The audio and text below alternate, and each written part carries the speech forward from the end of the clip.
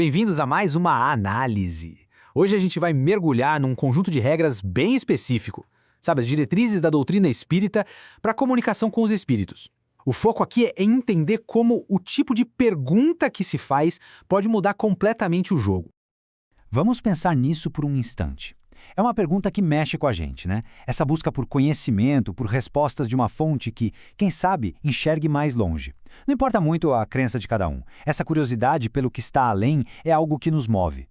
E aqui que a coisa começa a ficar interessante. A ideia central, segundo essa doutrina, é que a intenção por trás de uma pergunta, a sua natureza, define diretamente a qualidade e, mais importante, a origem da resposta que se pode receber. Não é tão simples quanto só perguntar. Fazer as perguntas erradas de acordo com esses ensinamentos não leva só a respostas, digamos, inúteis. O perigo é maior.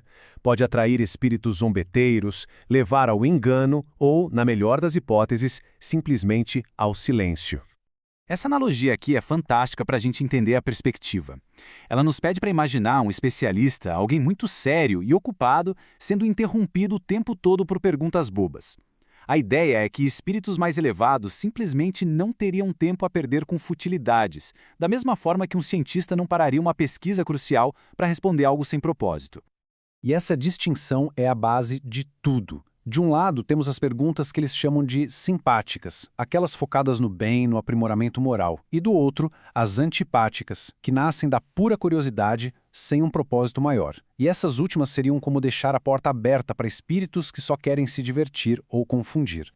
Bom, vamos avançar e ver como isso funciona na prática. A doutrina é bem específica sobre alguns tópicos que são considerados, digamos, fora dos limites. E existe uma lógica bem clara por trás de cada uma dessas proibições. Olha só essa lista. Dá para notar um padrão bem claro, né? Qualquer pergunta que busque um ganho material fácil, que infla o ego ou que procura um atalho para evitar o esforço pessoal, tudo isso é visto como algo que não ajuda no progresso, é contraproducente. Então, o ponto principal aqui não é se os espíritos conseguem ou não prever o futuro. A questão é bem mais filosófica. A ideia é que se a gente soubesse exatamente o que vai acontecer, a gente simplesmente pararia de se esforçar no agora.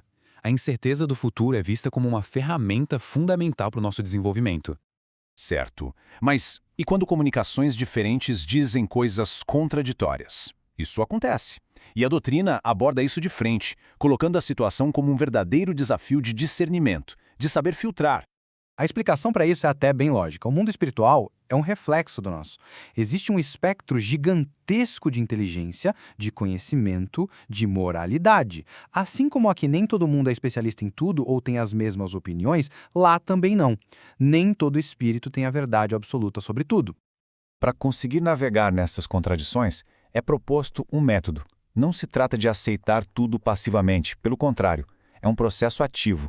Analisar criticamente, comparar com outras fontes e, o mais importante, passar tudo pelo filtro da lógica e da moralidade. Se leva ao bem, se faz sentido, tem mais chance de ser verdadeiro.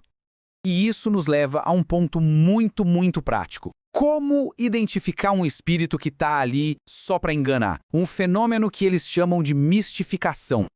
Existem alguns sinais de alerta bem claros, sabe? É quase uma checklist do que evitar.